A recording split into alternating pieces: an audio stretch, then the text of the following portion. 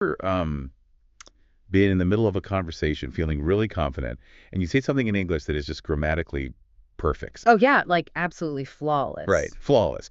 But the native speaker across from you still tilts their head and looks, slightly confused. Yes. Oh, Or maybe you hit send on a work email, and even though you checked it twice, the tone just felt a little off and you couldn't explain why. exactly.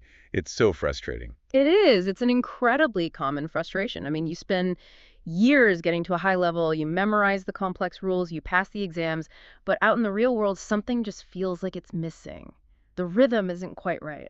Yeah, and that's exactly what we're going to fix in our deep dive today. Yeah. Because sounding natural in English isn't about opening a textbook and memorizing even more advanced, obscure grammar rules. No, definitely not. It's really about understanding the small, specific, everyday habits of native speakers.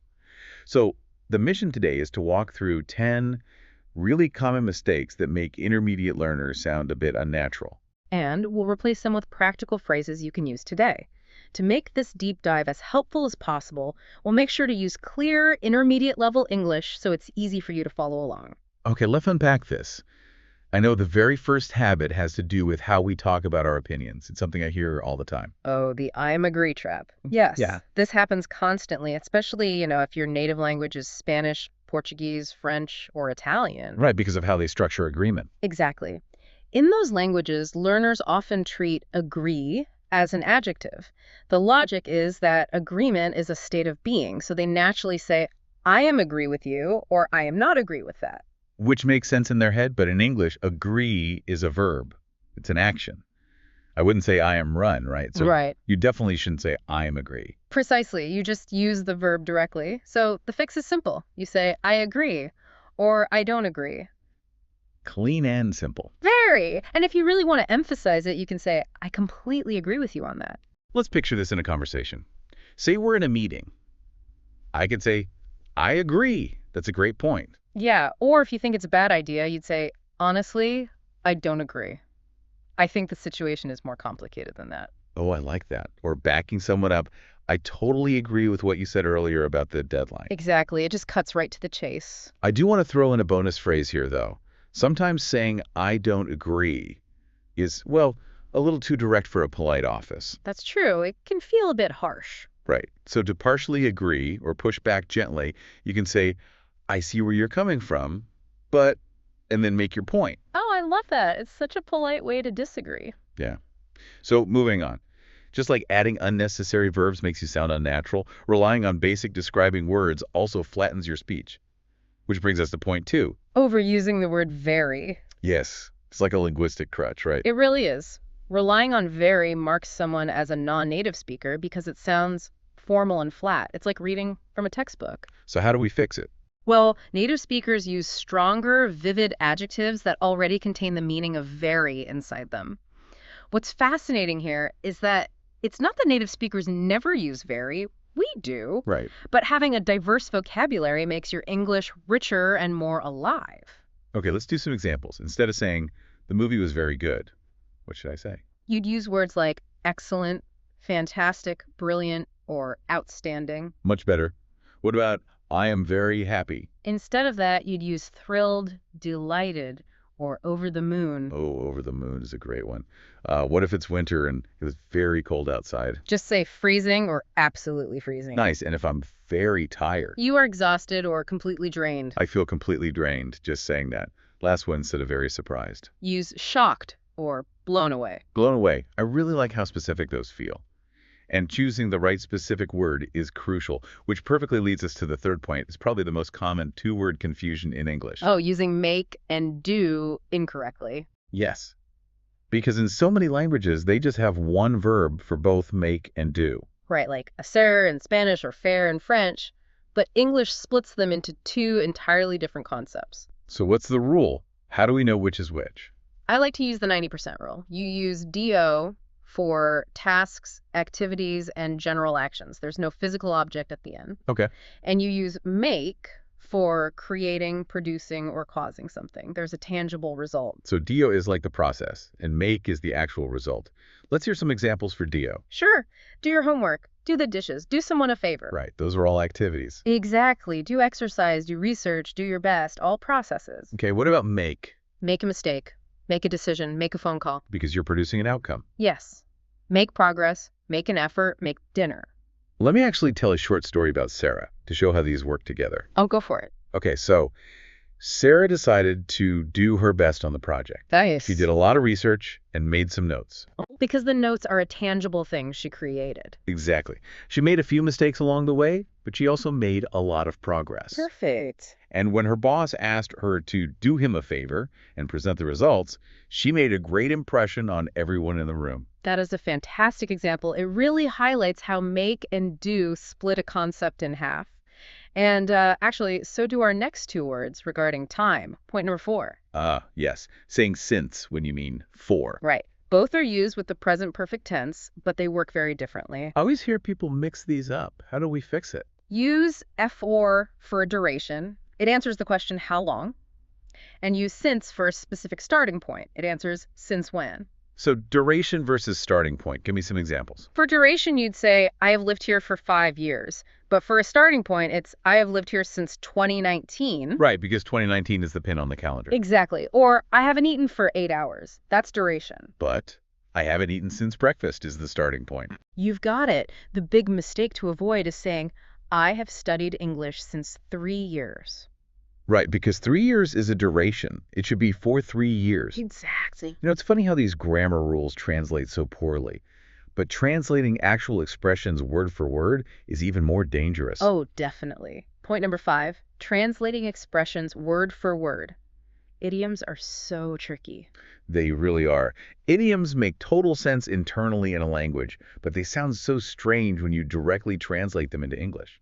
Give me some examples of the mistake. Okay, so in Spanish, someone might say something that translates to, it's that the thing is that I don't know. Right, which sounds very clunky in English. Exactly, just means the thing is I'm not sure. Or in French, they literally say, I have the cockroach. I love that one. J'ai le cafard. Yeah, which actually just means I'm feeling down or I'm in a low mood. It's so poetic in French, but terrifying in English. Totally. And in German, the direct translation is, I think I'm on the wood. And what does that mean? It means, I think I'm completely wrong about this. See, this is why I always stress learning English expressions as complete units. You can't piece them together word by word. So what are some useful natural English phrases people should learn as a single unit? Phrases like, the thing is, or it turns out. Oh, it turns out is a great one. Yeah. Also, to be honest, or come to think of it. I use come to think of it all the time. Me too. And another good one is, I can't quite put my finger on it when you're not exactly sure about something. Okay, let's do a quick check-in story, reviewing points 1 through 5. Let's see if we can spot all the natural concepts. Sounds good. So Marco had been studying English for 4 years. Nice use of the duration there. Thanks. His teacher asked, do you agree that learning a language takes talent? A classic question. Marco said, I see where you're coming from, but honestly, I don't agree. Oh, perfectly diplomatic. The teacher smiled and said, that's a fantastic point. Instead of very good. I like it. Exactly. Then Marco added, come to think of it, the thing is, I've made so many mistakes over the years. Made mistakes.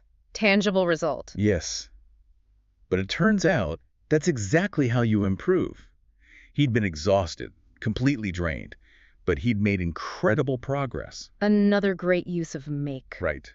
Tonight, he was going to do his homework, make a cup of tea, and feel good. That flow was beautiful. Everything sounded so natural. But I have to warn you about another false friend translation trap. Point 6. Okay, lay it on me. Using actually to mean currently. Oh, I see this all the time, especially with Spanish, Italian, and Portuguese speakers. Right, because of words like actualmente or actualmente, they assume actually means right now. So they might make the mistake of saying, I am actually working at a bank to mean currently. Exactly. But when native speakers hear actually, they expect a surprise or a correction. Like a plot twist. Yes. So if someone says, I am actually working at a bank, the native speaker is thinking, wait, were you supposed to be a spy or something? That is so true. So what's the fix if they mean currently? Just use phrases about time. Say, I'm currently working at a bank, or right now I work at a bank, or even at the moment I'm based in London.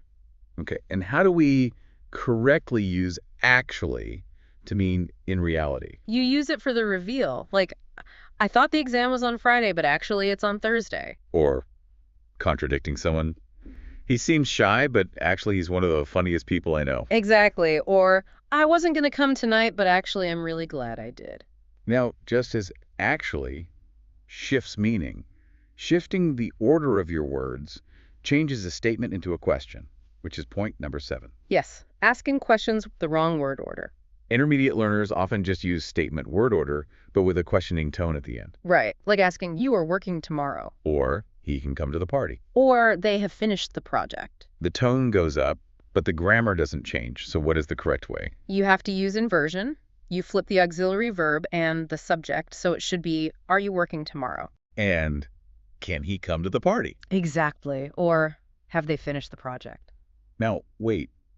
Is there a casual exception to this? I feel like I hear people just use the rising intonation sometimes. You do. Like saying, you're coming tonight with a rising tone works in very informal settings. But you should always flip the verb and subject in formal situations. That makes sense. If we connect this to the bigger picture, it's really about clarity. Flipping the verb and subject immediately signals to the listener that they need to answer you. Right. They hear, are you? And their brain knows it's a question instantly. Exactly. Now, answering those questions about your plans requires knowing exactly how to talk about the future. Point 8. Overusing I will for future plans. Yes, learners rely on will because it feels like a safe future tense, but native speakers use it very specifically. So break it down for us. What do we use instead? Well, we use going to for decided plans or a visible future, like, I'm going to visit my sister next weekend. Or looking at the weather. Look at those clouds. It's going to rain. Right. Then we use the present continuous for fixed or scheduled plans, like, I'm meeting David for lunch tomorrow. Or we're flying to Paris on Friday. It's on the calendar. Exactly. So where does will fit in? We use it for spontaneous decisions, offers, or predictions. Like if the doorbell rings, you say, I'll get the door. Yes. Or a prediction. I think it will be a great event. Or ordering food. I'll have the pasta, please. So if someone asks, what are you doing this weekend? Mm-hmm. What's the natural answer? You should say, I'm visiting my parents, or I'm going to catch up on some reading. You definitely do not say, I will visit my parents. No, that sounds like a formal announcement, like a royal decree. Exactly. Okay, smoothly pivoting from turning on future plans to turning on electronics. Point 9. This is a short, simple mistake, but it's everywhere. Using open or close for lights and electronics. Yeah, because many languages open and close electronics. Right, but English does not. You don't pry open a TV. So what's the fix? Use turn on and turn off or switch on and switch off. So instead of, can you open the light? Yeah. You say, can you turn on the light? Exactly. And instead of I closed my computer, it's I turned off my computer or I shut down my computer. And please don't say, open the TV, please. Right. Say, turn on the TV, please. It's much more natural. And just like shortening turn on to switch on is casual, native speakers constantly shorten their words when speaking. Which brings us to our final point, number 10. Yes. Not using contractions in spoken English. This is the most overlooked mistake. Speaking without contractions makes you sound like you are reading a legal document. It sounds so stiff, like I do not know the answer, or she is not coming to the meeting. They've not finished yet. It feels robotic. Completely. The natural way is to use contractions. I don't know the answer. She isn't coming to the meeting. They haven't finished yet. Let's run through a crucial list of these so people can hear them. Okay. I am becomes I'm. You are becomes you're. He is or she is becomes he's or she's. We are becomes we're. I have becomes I've. I had or I would becomes I'd. I will becomes I. And the negatives, do not becomes don't.